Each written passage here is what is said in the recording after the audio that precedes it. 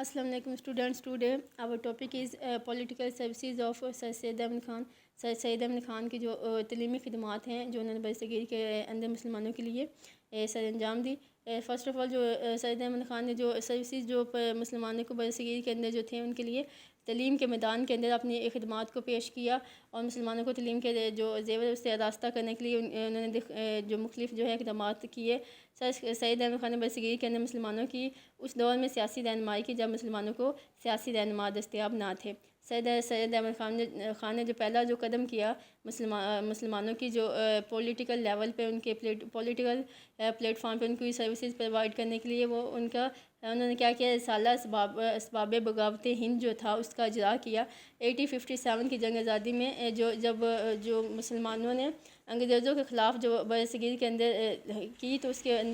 اس کا جو سارا الزام جو تھا ہندوؤں نے مسلمانوں پہ ڈال دیا, جس کی وجہ سے جو انگریز جو تھے مسلمانوں کو جو سب سے زیادہ مجرم قرار دیتے تھے, ان کو انتقامی کارروائیوں کا نشانہ بناتے تھے. تو سر سید احمد خان نے جو جنگ کے جو صحیح حقائق ہیں ان سے جو پردہ اٹھانے کے لیے کہ اس کے اندر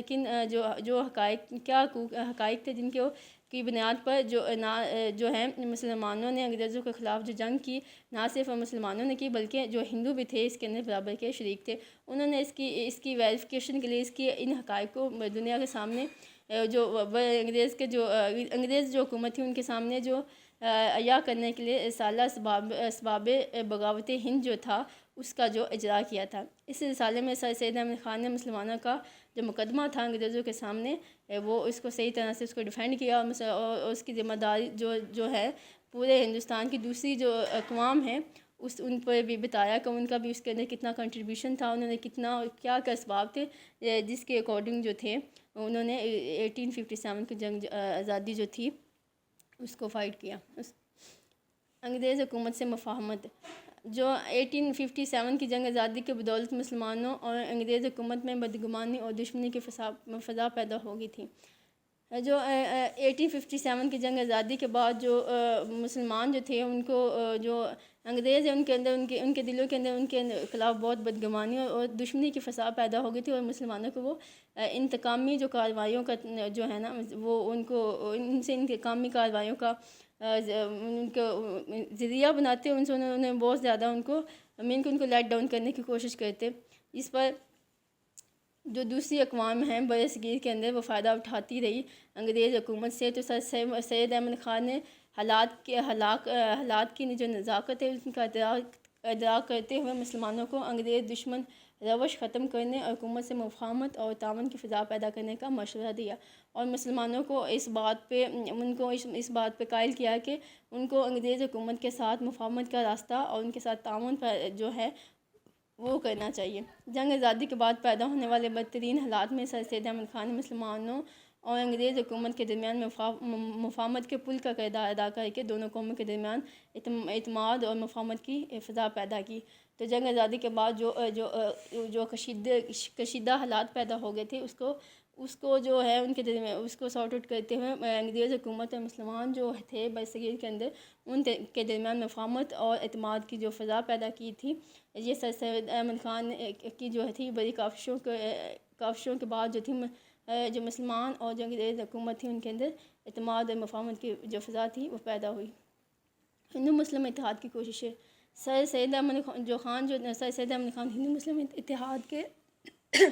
بہت زیادہ حامی تھے. وہ جو ان کے اندر ان کو ہندو مسلم اتحاد کے جذبے کو دیکھ کر انہیں ایک قوم پرست جو لیڈر ہے وہ بھی کہا جاتا تھا. سر سید احمد خان جو ہندوستان کو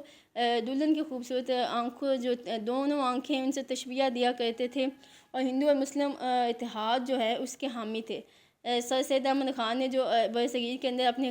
تعلیمی خدمات کا آغاز جو تھا بغیر کسی مذہبی امتیاز کے کیا اور تمام اقوام کے لیے کیا تھا.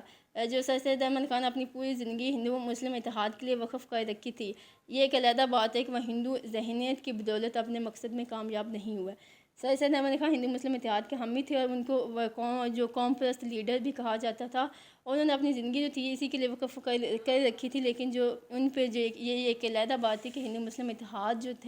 جو ہے وہ ہندو جو ذہنیت ہے اس کی وجہ سے جو کامیاب نہ ہو سکا. سیاست سے پرہیز. 1857 کی جنگ آزادی کے بعد سر سید احمد خان نے انگریزوں کی انتقامی کارروائیوں کو دیکھتے ہوئے اور ہندوؤں کی مکارانہ جو ہے ذہنیت کو دیکھتے ہوئے وقتی طور پہ مسلمانوں کو سیاست سے دور رہنے کا مشورہ دیا اور ان کو جو ہے ان کو تعلیم کی طرف اپنا دھیان جو دینے کے لیے اقدامات کیے۔ سر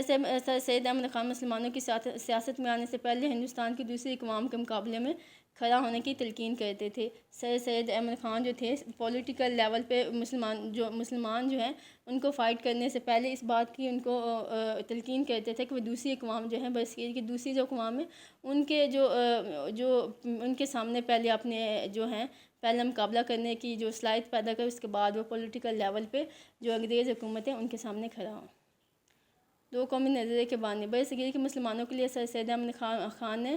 جو سب سے جو ان کی جو سیاسی لیول پہ ان کی جو خدمت تھی، انہوں نے برصغیر کے سیاسی افق پر دو قومی نظریہ پیش کیا، جس کی بدولت سر سید احمد خان کو دو قومی نظریے کا بانی تصور کیا جاتا ہے۔ سر سید احمد خان ایک قوم پرست سیاست دان تھے جو ہندو اور مسلمان کو ایک قوم تصور کرتے تھے، لیکن 1867 میں اردو ہندی تنازع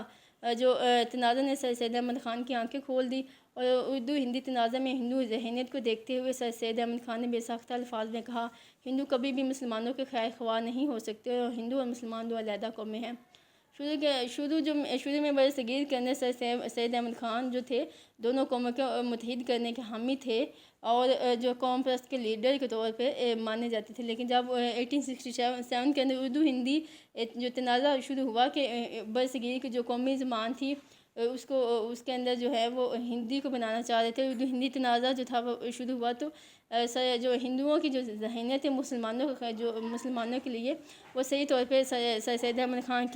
کے سامنے آئے، ان کی آنکھیں کھول دی۔ اس کے بعد انہوں نے جو کہا کہ ہندو کبھی بھی مسلمانوں کے خیر خواہ نہیں ہو سکتے، ہندو اور مسلمان دو علیحدہ قومیں ہیں۔ سر سید اور کانگریس 1885 میں جب کانگریس وجود میں آئی تو سر سید احمد خان نے برصغیر کے مسلمانوں کو انتباہ کیا کہ وہ کانگریس سے دور ہیں، کیونکہ کانگریس خالصتاً ایک ہندو جماعت ہے جو اپنے مفادات کے لیے مسلمانوں کو انگریزوں کے خلاف استعمال کر سکتی ہے۔ اس کے بعد سر سید احمد خان ہندوؤں کی تنگ نظری اور مکارانہ ذہنیت سے پوری طرح باخبر ہو چکے تھے، اور اس میں جب جو 1885 کے اندر کانگریس جو ہے برصغیر کے اندر ایز اے پولیٹیکل جو پارٹی ہے وہ اپیئر ہوئی، تو جو سر سید احمد خان جو ہیں انہوں نے مسلمانوں کو خاص طور پہ اس پارٹی کی جو اس سے دور رہنے کی تلقین کی، اور کہا کہ جو مسلمان ہیں جو ہندو ہیں وہ مسلمانوں کو اپنے مفادات کے لیے استعمال کر سکتے ہیں، کیونکہ ان پر سید احمد خان نے مسلمان کو اس وجہ سے تلقین کی کیونکہ ان پہ جو ہندوؤں کی جو ذہنیت تھی اور ان کی مکارانہ جو چالیں تھی وہ آشکار تھی، اور اس وجہ سے وہ مسلمانوں کو کانگریس میں شامل ہو کر کانگریس میں شامل ہو کر پولیٹیکل پلیٹ فارم پہ سیاست کرنے سے انہوں نے منع کیا۔ Thank you all of you, have a good day.